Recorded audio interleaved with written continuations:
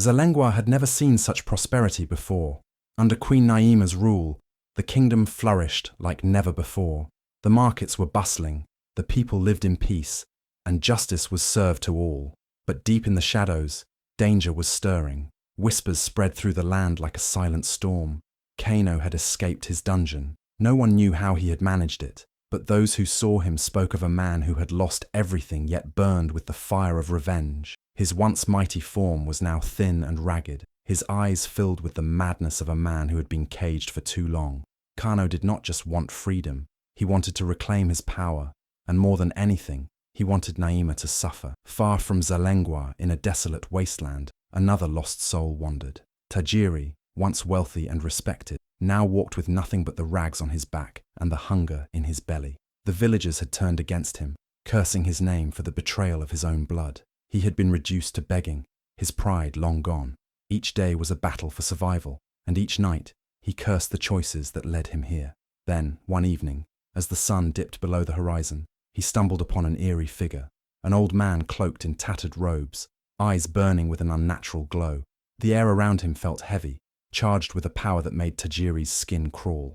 He knew at once who this man was, Jabari. Jabari was a name spoken in fear, a sorcerer who had been banished from Zalengwa for practicing forbidden magic. It was said that he could twist fate itself, that he could bring ruin to kings with a mere whisper. And now he stood before Tajiri, offering him the one thing he craved most, power. "I have been waiting for you," Jabari said, his voice like the wind before a storm. "You were once great. You can be great again, but only if you are willing to do what must be done." Tajiri, desperate and broken, listened. He had spent too long in misery. If this man could help him reclaim what was lost, he would do whatever it took. "What do you want in return?" Tajiri asked, his voice hoarse with hunger and desperation. Jabari smiled, a slow, knowing grin. "Only one thing," he whispered, "Naima's downfall." At that moment, a dark alliance was formed. Tajiri, the man who had lost everything, and Jabari, the sorcerer cast out for his forbidden magic. Together, they would set a plan in motion, a plan that would shake the very foundations of Zalengwa. And far away, in the heart of her thriving kingdom, Queen Naima had no idea that the storm was coming. Tajiri had spent too many nights starving, too many days wandering the lands like a cursed soul. He had been stripped of everything, his wealth, his pride, his home. The once powerful man was now nothing more than a shadow of himself, desperate for a second chance. And that second chance had come in the form of Jabari, the feared sorcerer who had been cast out of Zalengwa long ago. Jabari's eyes held a strange glow, his presence heavy with power. He was a man who knew how to twist fate, how to bend the will of the gods themselves. And now he was offering Tajiri the one thing he craved most, restoration. "You lost everything because you were weak," Jabari said, his voice calm but sharp as a blade. "But I can make you strong again. I can give you back your wealth, your power. But you must be willing to do what is necessary." Tajiri's heart pounded in his chest. He had nothing left to lose. "What do you want from me?" he asked, though he already knew the answer. Jabari's lips curled into a slow, knowing smile. Naima must fall. A shiver ran down Tajiri's spine. He had betrayed his stepsister once before, and now fate was leading him down the same path. But this time, he wasn't just handing her over, he was helping to destroy her. And yet, the hunger for power, the thirst to be someone again, was too strong to resist. Far away, lurking in the shadows, another man listened to the whispers of this growing alliance. Kano, the warlord who had once ruled with an iron fist, had been waiting for his moment. His escape had been a miracle, and now, as he heard of Tajiri and Jabari's pact, he saw his own opportunity. He had been weak once, chained, humiliated, left to rot in the very dungeon he had built for others. But revenge had kept him alive. The thought of seeing Naima kneel before him, of reclaiming his lost throne, had fueled his every breath. Now, fate had delivered him two men with the same desire. One night, as the wind howled through the trees, Kano stepped into the flickering firelight of Jabari's hidden lair. Tajiri flinched at the sight of him, remembering the horrors Kano had inflicted upon Naima. But Jabari remained unbothered. He had already foreseen this meeting. "You wish to see Naima fall," Kano said, his voice low and filled with menace. "So do I." Jabari studied him carefully. his glowing eyes unreadable. Then, with a nod, he accepted Kano into their circle. 3 men, each with their own reasons, each with their own hunger for power. And so, in the heart of darkness, a deadly pact was sealed. Their plan was simple, but ruthless. They would strike at the very heart of Zalengwa. They would spread fear, turn the people against their queen, and weaken her from within.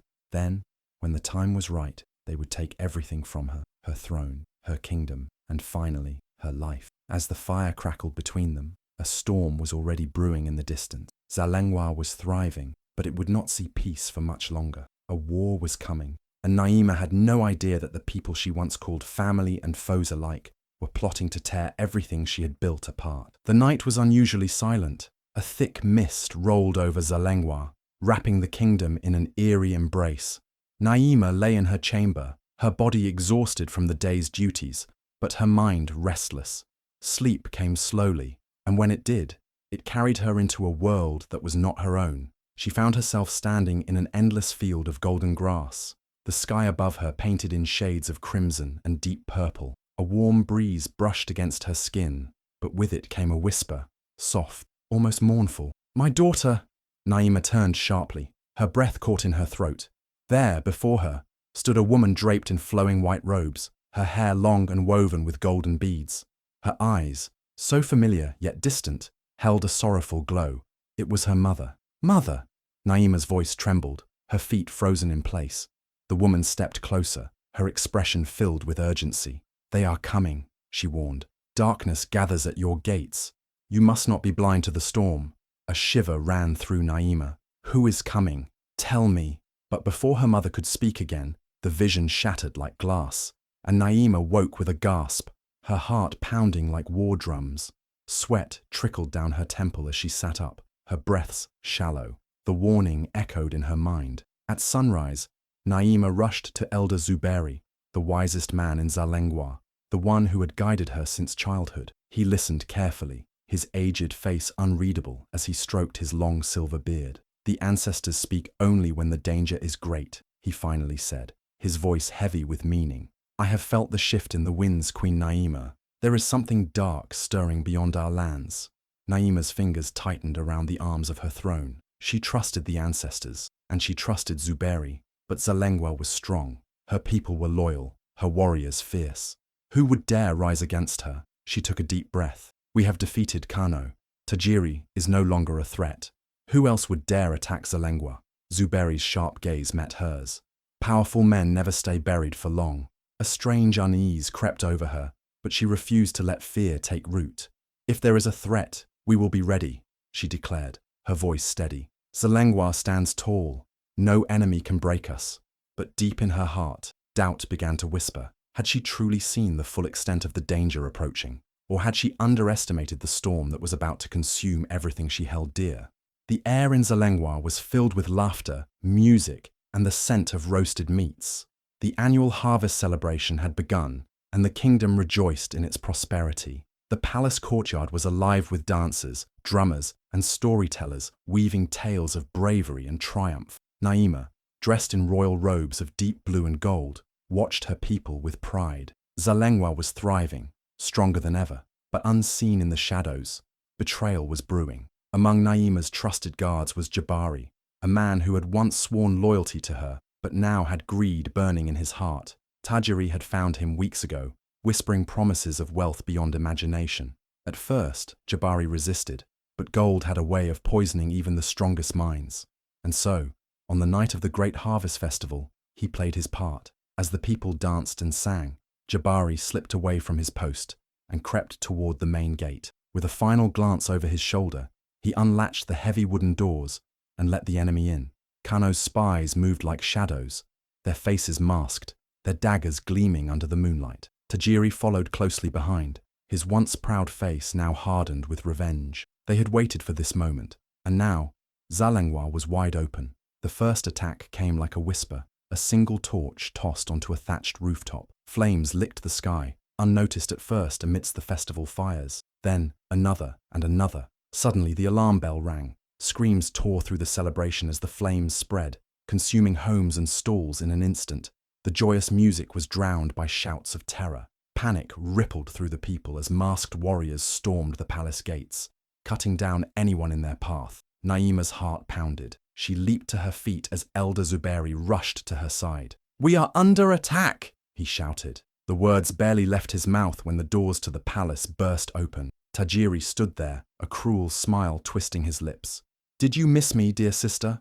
Naima's breath caught in her throat. Before she could react, Kano's warriors charged inside. Swords clashed, guards fell, and the grand halls of the palace were filled with the scent of blood and smoke. Zuberi grabbed Naima's arm. "We must go!" Naima wanted to fight, but she knew the battle was already lost. Zalengwa had been caught off guard, and if she stayed, she would be captured, or worse. With a heavy heart, she allowed Zuberi to lead her through a secret passage beneath the palace. As they fled, she turned back for one last look. Fire had swallowed the throne room. The banners of her kingdom reduced to ashes. The place she had fought so hard to protect was crumbling before her eyes. Tears burned in her eyes, but she refused to let them fall. This was not the end. She would return, and when she did, Zalengwa's enemies would regret ever thinking they could take what was hers. The night was thick with smoke. The once thriving city of Zalengwa now reduced to chaos. The echoes of clashing swords and the cries of the wounded filled the air as Kano and Tajiri stood victorious. Their plan had worked. The mighty Queen Naima had fallen into their hands. Bound in heavy iron chains, Naima was dragged through the streets like a war prize. Her royal garments were torn, her once proud crown lost in the ruins of her palace. Yet, even in her captivity, her back remained straight, her chin high. The people of Zalengwa, now prisoners in their own land, lined the streets in silence. Their queen, the woman who had saved them from tyranny, was now at the mercy of their worst enemies. Tajiri walked beside her, his eyes filled with cruel satisfaction. "Look at them, Naima," he whispered, gesturing toward the fearful villagers. "They no longer chant your name. They no longer see you as their savior. You have lost." Naima didn't answer.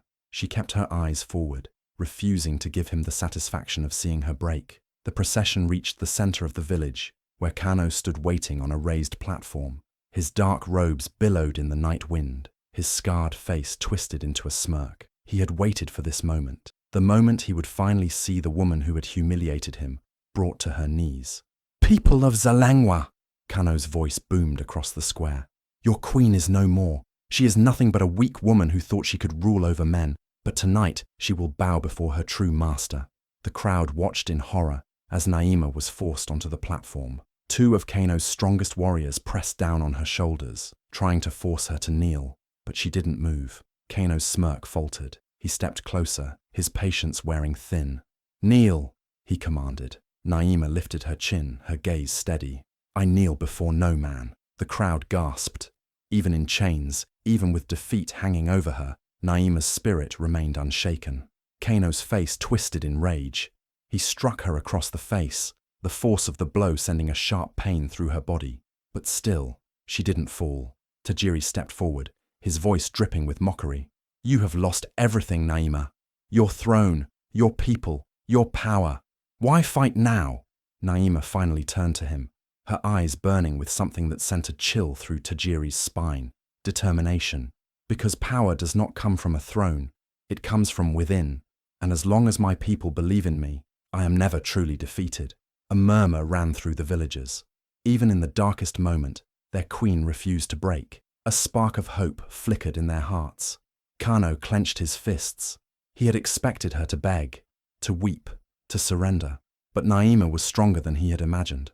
"Lock her in the darkest cell," he spat. "Let her rot until she begs for mercy." As the guards dragged her away, Naima stole one last look at her people. They were afraid, yes, but deep in their eyes, she saw something else. Faith. This was not the end. Not yet. The air was thick with tension as Zuberi limped through the dense forest, his once strong frame now battered from the battle. The elders had told him to stay hidden, to avoid being captured by Kano's forces, but his heart wouldn't let him abandon Naima. His loyalty to the queen ran deeper than his wounds, and he knew he couldn't let her suffer alone. When he reached the hidden valley deep in the mountains, Zuberi was greeted by the warriors who had once fought alongside Naima. These men and women had disappeared into the shadows when Zalengwa fell, too few to stand against the might of Kano and Tajiri.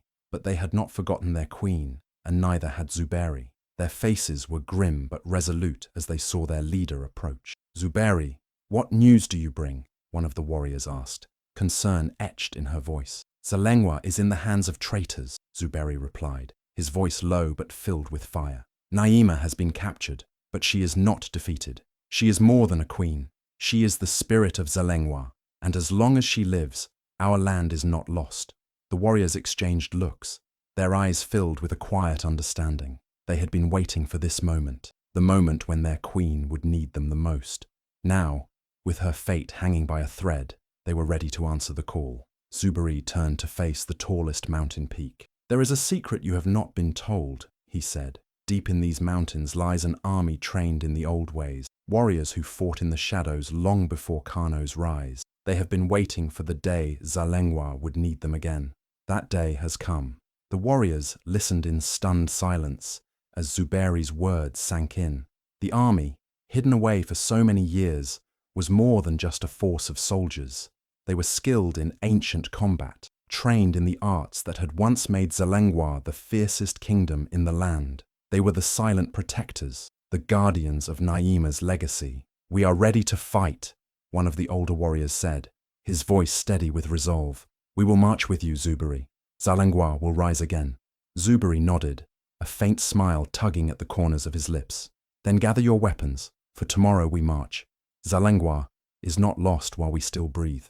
As the warriors began to prepare, sharpening their blades and donning their armor, Zuberi's thoughts turned to Naima.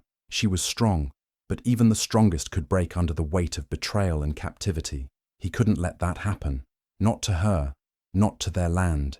He knew that if they were to stand any chance of reclaiming Zalengwa, they would need more than just warriors. They would need a symbol, a leader who could unite the people. Naima had always been that leader. Even in chains, she was the heart of Zalengwa. And now, Zuberi had the key to bring her back to her people. With the first light of dawn breaking over the horizon, the army of the old ways began to march. The ground shook beneath their feet, a silent promise that the fate of Zalengwa was about to change. Their journey would not be easy. They would face betrayal, bloodshed, and darkness, but they were no strangers to hardship. They were warriors of the old ways, and they would fight to the last breath. As they moved forward, Zuberi whispered a prayer for Naima's safety. In his heart, he knew that this was only the beginning. The war for Zalengwa was far from over, but with the return of the hidden army, Naima's fight was about to get a lot more powerful. The queen would rise again. Tajiri stood on the balcony of the palace, staring down at the city he had once called home. Zalengwa was unrecognizable. The streets were filled with terrified citizens, their whispers carrying through the air like ghosts of the past. Smoke still lingered from the fires that had engulfed the palace, and the once proud banners of Queen Naima were torn and trampled beneath the boots of Kano's ruthless soldiers. For the first time since aligning himself with Kano, doubt crept into Tajiri's heart. He had fought for power, for revenge, for the life he thought he deserved. But was this what he truly wanted? He had betrayed Naima, the only person who had ever trusted him, and now she sat in chains, humiliated before the people she once ruled. The victory he had imagined felt hollow. His thoughts were interrupted as Kano entered the chamber, his presence as heavy as the storm brewing outside. The warlord's eyes gleamed with cruelty, his voice sharp as a blade. "The people are restless," Kano growled. "They still whisper her name. We must make an example of her before Zuberi and his hidden army arrive. Naima dies tomorrow." Tajiri felt his stomach drop. He had always known Kano was ruthless, but killing Naima, it wasn't supposed to come to this. He had wanted her to suffer, to see him rise above her, but not like this, not in cold blood. "There must be another way," Tajiri said, his voice unsteady. "She's already lost everything. Killing her will only make her a martyr." Kano's expression darkened. He stepped closer, his towering frame casting a shadow over Tajiri. "You're growing weak," he sneered. "Have you forgotten who gave you back your power, your wealth, your place in history?" Tajiri clenched his fists. He had fought too hard to be reduced to a puppet, yet that was exactly what he had become. Kano had played him like a fool, feeding his hunger for vengeance until he had nothing left but regrets. Kano stepped even closer, his voice low and menacing. "If you betray me now, you die with her." Tajiri's breath caught in his throat. This was it, his final choice. He could turn away, abandon this path, and try to undo the destruction he had caused. But could he truly escape Kano's grasp? The warlord had no mercy, no forgiveness. As he looked down at the courtyard, where Naima sat bound but unbroken, he realized the truth. She was stronger than he had ever been. Even in chains, she still had the loyalty of her people. Even in defeat, she refused to kneel. Tajiri had spent his life chasing power, but standing at the edge of war, he finally understood that power built on fear was nothing but a crumbling tower. And now, that tower was about to fall. He turned back to Kano, his heart pounding. He had one last chance to decide his fate. Would he continue down this path of destruction, or would he risk everything to change his destiny? Kano's gaze burned into him, waiting for an answer. The battle was coming. Tajiri had to choose, before it was too late. The night sky over Zalengwa burned with fire and fury as the long-awaited battle began. The silence that had haunted the city for days was shattered by the war cries of Naima's hidden warriors as they stormed through the gates, their blades gleaming under the torch's glow. At their lead was Elder Zuberi, his wounded body fueled by sheer determination. The people of Zalengwa, who had been living under the weight of fear, saw the banners of their queen flying once more. A murmur of disbelief swept through the streets, then turned into a roar of defiance. The city had suffered, but it had not been broken. Farmers, merchants, blacksmiths, everyone who had once thrived under Naima's rule took up arms, turning the city itself into a battlefield. From his throne in the palace, Kano watched the uprising with growing rage. His warriors, once so feared, were being pushed back by the sheer force of Zalengwa's fury. He turned to Jabari, the sorcerer who had promised him absolute victory. "Do something," Kano snarled.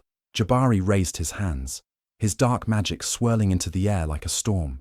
Shadows twisted, and the air grew heavy with an unnatural chill. The ground trembled as monstrous illusions rose, seeking to crush Naima's warriors. But as Jabari unleashed his power, a lone arrow cut through the darkness, piercing his heart. The sorcerer staggered, his eyes wide with shock. Elder Zuberi stood across the battlefield, bow in hand, his aim true even in his weakened state. Jabari let out a final choking breath before crumbling to the ground. The moment his life faded, so did his magic. The monstrous illusions vanished like mist, leaving Kano's army exposed and vulnerable. Panic spread among the enemy ranks. The warriors who had once fought for Kano realized the battle was turning against them. Some threw down their weapons, surrendering to the advancing army. Others, too afraid to face Naima's wrath, fled into the night. Kano, seeing his empire crumble before his eyes, knew he had lost. His face twisted in rage and desperation as he turned away from the battle. If he could not rule Zalengwa, he would not die for it. He grabbed his horse and spurred it toward the gates, determined to escape and rebuild his power elsewhere. But the people of Zalengwa had suffered too much to let him go. As he rode through the city, he was met with blockades at every turn.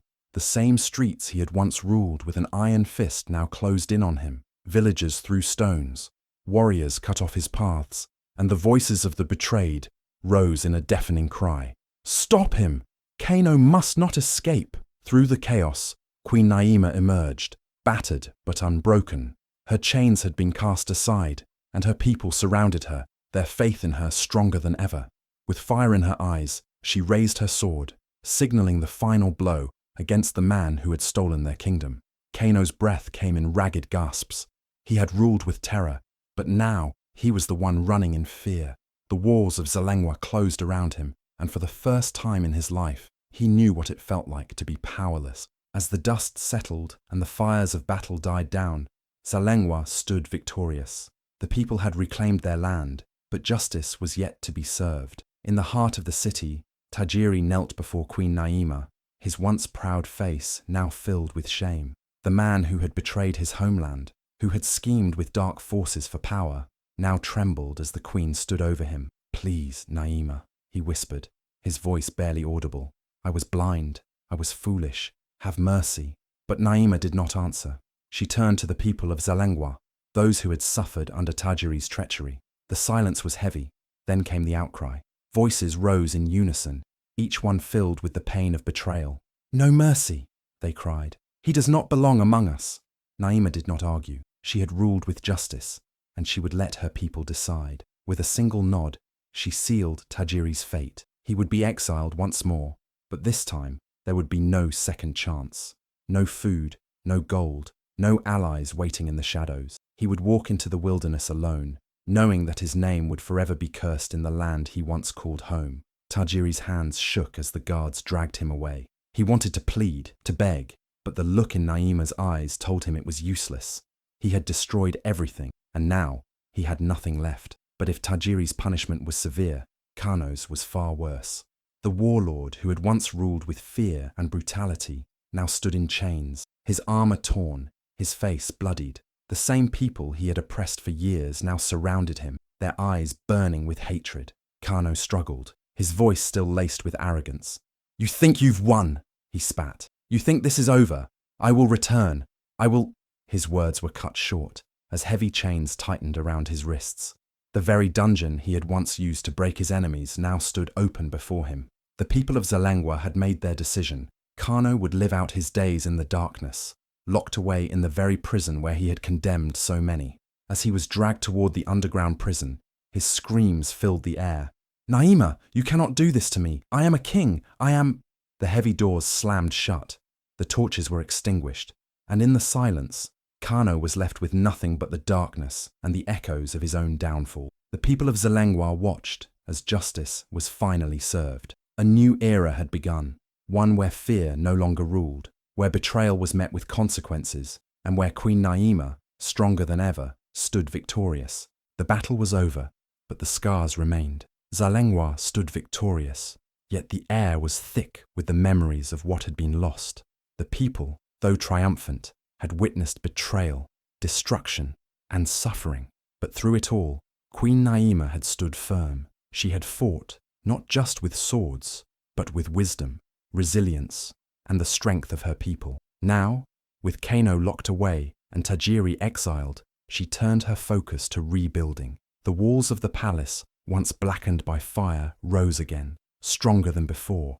The city's defenses were fortified. Soldiers were trained in both combat and strategy, and no traitor would ever slip through their gates unnoticed again. The lessons of betrayal had been painful, but they had made Zalengwa wiser. Naima walked through the marketplace, where the people had gathered, their faces filled with admiration. She was no longer just their queen, she was a symbol of their survival. Children whispered her name in awe, elders spoke of her as the ruler who could not be broken, and warriors swore their loyalty to the woman who had stood fearless in the face of darkness. As the sun set, a grand feast was held. It was not just a celebration of victory, but a remembrance of those who had fought and fallen. Songs were sung, drums echoed through the land, and the story of the battle spread far and wide. Travelers from distant lands came to hear the tale of Queen Naima, the woman who had faced betrayal, defeat, and capture, yet had risen like a phoenix from the ashes. Elder Zuberi, his wounds now healed, stood before the people and raised his voice. "This is more than a story of war," he said. "It is a lesson of resilience, of justice, and of the price of betrayal. Let the name of Queen Naima be spoken for generations, so that no ruler, no traitor, and no enemy will ever forget that Zalengwa does not fall." The people roared in agreement. The kingdom, once shaken, was now stronger than ever, and Naima, the queen who had endured it all, stood tall, knowing that her legacy would never fade. The story of Zalengwa would live on, not just in history, but in the hearts of its people forever. Imagine losing everything, the people you trust betraying you, your home burning before your eyes, and your enemies celebrating your downfall. Queen Naima faced all of this, yet she refused to break. She stood strong, not just for herself, but for her people. She fought against the darkness that threatened to consume her kingdom, and in the end, justice prevailed. But tell me, how many people in this world get a second chance? How many rise again after being beaten down? Naima's story is not just about war. It's about resilience, about standing tall even when the world wants you to kneel. It's a reminder that no matter how deep the betrayal, no matter how powerful the enemy, the truth will always shine through, and justice will always have its day. If this story touched your heart, if it made you feel the power of resilience, then don't keep it to yourself. Let others hear Naima's tale. Like this video, share it with your loved ones, and subscribe to our channel for more powerful African stories that inspire and teach life's greatest lessons. Together, let's keep these stories alive. Let's celebrate the strength of those who refuse to be broken. Thank you for being a part of this journey. Until next time, stay strong, stay hopeful, and remember, true power is in the heart that never gives up.